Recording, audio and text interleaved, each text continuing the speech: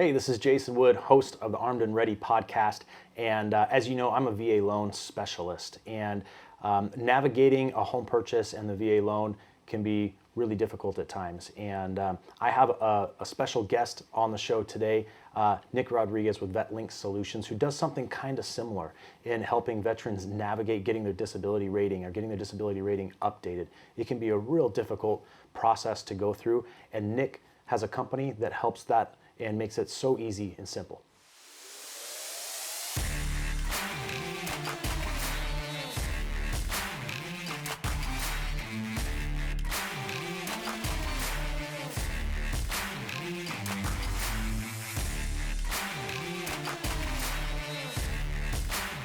Hey, I'm Jason Wood, and today on Armed and Ready, we have Nick from VetLink Solutions.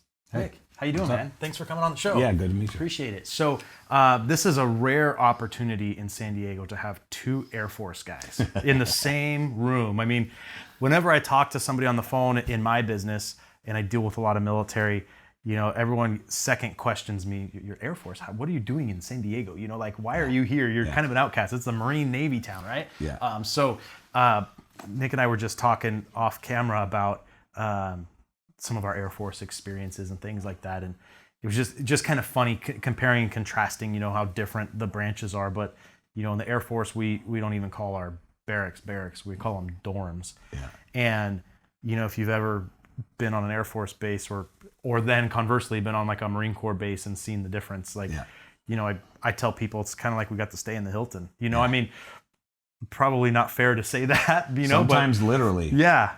Sometimes true. literally you'd stay at the Hilton because of per diem and the way it ran, and you couldn't go to a lower quality hotel. Right. It had to be at a certain standard. So yeah, it was funny. Yeah. So Chair Force. Yeah, the Chair Force, right? Yes. And it's funny when my Marine buddies, you know, give me flack about it. I tell them, like, you're just jealous of the Air Force, you know, because when we go in and build a base, we build, you know, the golf course first and the officers club second and the barracks and then the rest of the base. And then we go back to Congress and say, oh, we ran out of money and we still need to build a runway. You guys do it the opposite. You build your runways and all the necessary stuff first, then you run out of money for the fun stuff. They say, oh, you don't need the fun stuff. Exactly. So we just do it smart. That's all. Yeah. And I worked for years servicing military people in my former job, 12 years.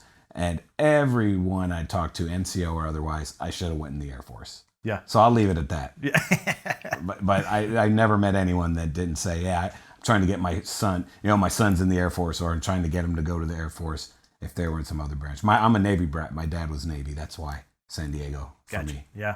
So great place to live. So so tell me a little bit. So you're in the Air Force and you did some cool stuff, electronics. What did you do? Electric countermeasures. I worked on the A-10, C-130, C-130 gunships.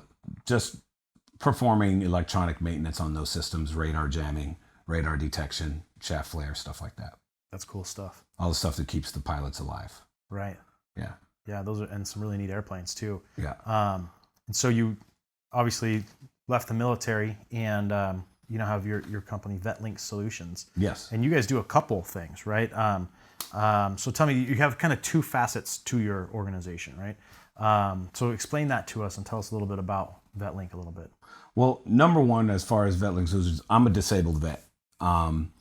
Everyone else that's a principal in my company is disabled vets. It's a family-owned business as well. But we all came together. We've all been through the test and the environment of trying to get compensation for our disabilities. It's taken years in some cases. My dad's been out for 20 years. He just finally finished getting his full compensation, what he was actually due to the injuries and various things that occurred while he was in. So what we do is we help raise service-connected disabilities from wherever they're at up to whatever they need to be at. A lot of people don't even know it can be done. I didn't know. Someone did it for me. And I said, wow, what an opportunity. I had spent years servicing the military community. I have a heart for that. I said, I can go home and sleep good every day. And of course, I can make some money, you know, take care of my family. And it was a no-brainer. So we started VetLink to be able to help individuals that have gone through all the other steps, used a VSO, tried through the VA. That's usually who we're helping. People that are like, look, man, I've tried every other way. and I have not been successful. We tend to take those individuals and be successful. We take our time, we do it right, and we've seen a lot of success for those people. Yeah, 'cause it's a process, right? I mean, to get your disability rating, it can be Yeah, it is. a pain in the neck, huh? It is. And we don't really focus, we will be focusing on initial ratings. We actually keep it simple and we stick to people that are already rated. Okay. Now, me, just because I'm a vet who's done it, I'll help those same individuals that don't have a rating existing to go through the process of getting initial rating. But that's not something we do as a service. That's just something I do for my clients as a value add. Got it. So That's really cool. And so now you guys have grown that company, and you were telling me most of the staff is in Arizona, right? Well, majority of staff's in Arizona. We also have an individual on the East Coast that handles the East Coast that's in Connecticut. So we're across the country, and really everything we do, we don't have to physically meet with individuals. I happen to sometimes meet. I just came from meeting someone physically today, but usually it's all virtual. There's no necessity for anything face to face. Nice. So. Nice. And then, so now, correct me if I'm wrong, but there's also another kind of facet that you are doing with VetLink, right? With like cyber warfare or something to that extent. Oh yeah, that's right. That's and like training people or something like that. Yeah, that's our nonprofit. Okay. And that is, we're really proud of what we've done in Arizona. Next is here because it's huge. There's a huge need for it here. But we started in Arizona because we had a great test case. We're in the Tech Accelerator in the city of Surprise in Arizona. So we were able to start our business through Tech Accelerator and taking advantage of all those things that the city offered. And then we realized, wow, we can do something here with our nonprofit. And what we do is turn our warriors into cyber warriors. So it's cyber warfare training to make it sound cooler than it is. But, 2 years, an individual spends the right time there at the range. It's all volunteer, so there's no cost, whether it be the individual or their family members. They're able to go and get this training. And we have individuals and corporations that are willing to pay 6 figures right off the bat, someone coming out of that training. Now it's going to be 2 years of them putting their nose to the grindstone and really concentrating on that, but they don't have to use their GI Bill. They don't have to pay any money out of pocket. It's something that is truly free for the veteran. And that's the focus of the VetLink Foundation, which is the nonprofit. Wow, that's really cool. So what kind of skill set does someone that wants to go through that program typically need to have?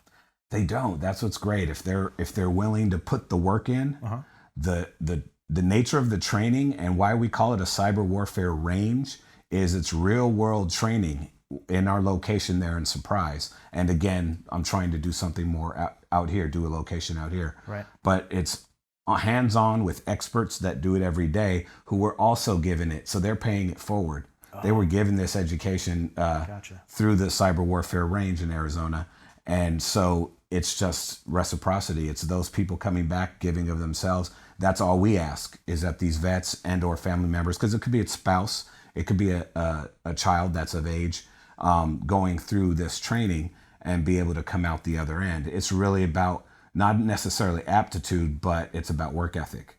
If you really want to do it, you'll be taught everything you need to know so that when you come out, you're certified, you have full-on certs, you also have hands-on experience for 2 years to be able to go in front of a corporation and say, hey, I can do this. And it's such a need.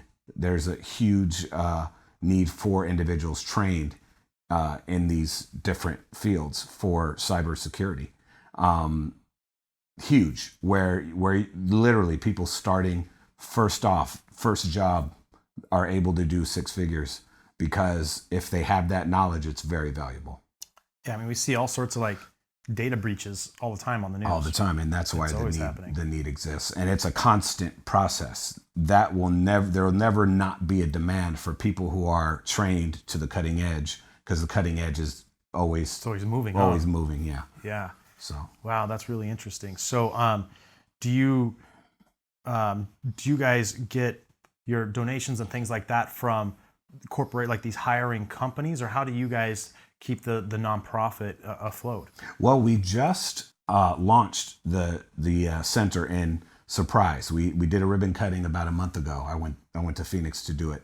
Nice.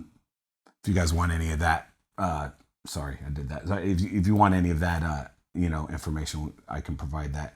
But so we're just starting out, and right now it hasn't really been about funding. It's been about us doing a bunch of volunteering. And my fellow principal, who's also my brother, he's a genius with the technology. He's the one that's crossing this over so that we're mixing this business with technology and making that a focus for the nonprofit. So that's why that focus has started out there. Once it actually moves over here in this direction, I'll be more involved with it, but it's been volunteer more than anything. We haven't really got onto the fundraising side of things yet. We haven't had to, because we're in the Tech Accelerator program. The city gave us the office or the location in order to bring up the warfare range. We have volunteers teaching, so there hasn't really been a need for funding yet. That'll come down the line, but it's really, I'd love to tell you that we have, drives and things to point at, but it's all been volunteer hours. So we love that. It's really organic. That's really cool. Yeah. That's really awesome. So do you guys what's your long-term goal or vision with it? Where do you guys see yourself in, a year or 5 years down the road? With the nonprofit, with VetLink, or both? Both. With the nonprofit, we want to have cyber warfare ranges in multiple cities throughout the country, helping vets, helping their family members. We want to grow the concept that we have now, that's just a little baby over there in Surprise, and make it bigger. That's why San Diego is going to be important, because of the size of the market here and the amount, the amount of military we have. Yeah. Phoenix isn't far behind. That area also has a large military presence. But also not being focused necessarily on the big markets. There's someone in Bug Tussle, Tennessee, who could also use these skills. So we want to grow it like that. We want multiple ranges across the country with that focus, because we find, as I said, with that need, that focusing on that is such a great thing to spend your time on, because they're coming out with skills that are marketable immediately. So even when you're thinking on the standpoint of a spouse, being able to have two incomes in a household, especially think about here, and that ability, even if it's only the spouse going, maybe the vet's doing something else and he's fine, but knowing that we can also help their spouses and make that a two-income household. So yeah, especially needed out here. It was important as to why we started our company. We want the generational benefits of being able to pass this company down to our kids, pass it down to keeping it family, keeping it veteran owned. We went to DC recently and got an award from the Department of Labor for hiring and helping vets. That was really awesome. That was about a month ago. That's where I met the senator, like I told you. And we just want to keep up that pace, because we're not that old and we're already doing these things. And we feel like, I kind of said it really hyper poetically when someone asked me about it. It's the echoes of the things you don't even realize will come as opportunities, and the things that you'll end up doing.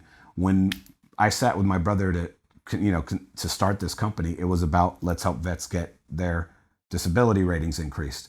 And then all of a sudden we have all these other opportunities and all these other directions. We didn't even know we would have a nonprofit this early in the game. And yet the opportunities, the nonprofit came to us almost, because we saw these ideas and ways we could help.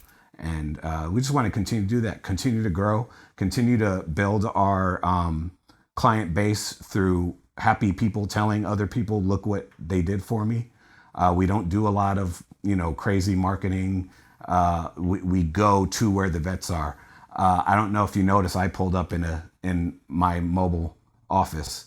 I'll go park at Ocean Beach and I'll meet vets on the beach and just start talking, and it's all a conversation, and move it along, and all of a sudden I have a client. So we like that it's organic. We like that we stay local and have a direct interrelation with our clients, and we want to be able to scale that as much as we can. We don't really want to be a Facebook marketing company. We want to be face to face, right? As much as possible. Yeah, there's more relation there. Yeah, that's really good.